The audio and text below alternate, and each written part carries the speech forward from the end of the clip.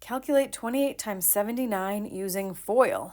Okay, so there's lots of ways we could do this. One of the most natural ways is to break 28 into 20 plus 8 and 79 into 70 plus 9.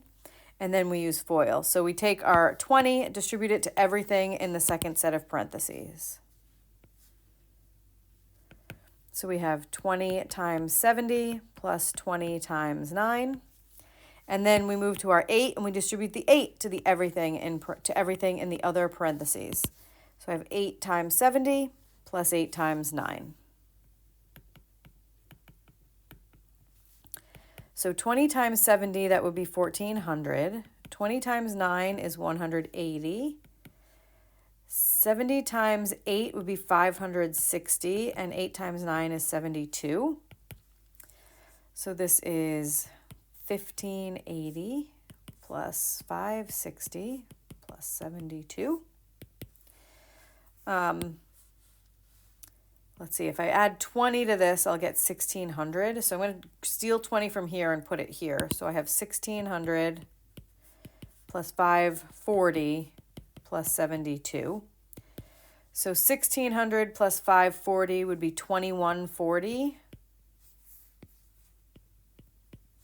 plus 72. If I give 60 from here, 60 from the 72 to the 2,140, that would give me 2,200, and I'll have 12 left over, so 2212.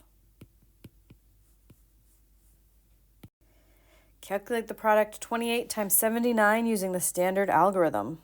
Okay, 79 times 28. Okay, so we do 8 times 9 is 72. We put the 7 up here and the 2 down here. And then 8 times 7 is 56, plus 7 is 63. Done with that 7, put a 0 down here.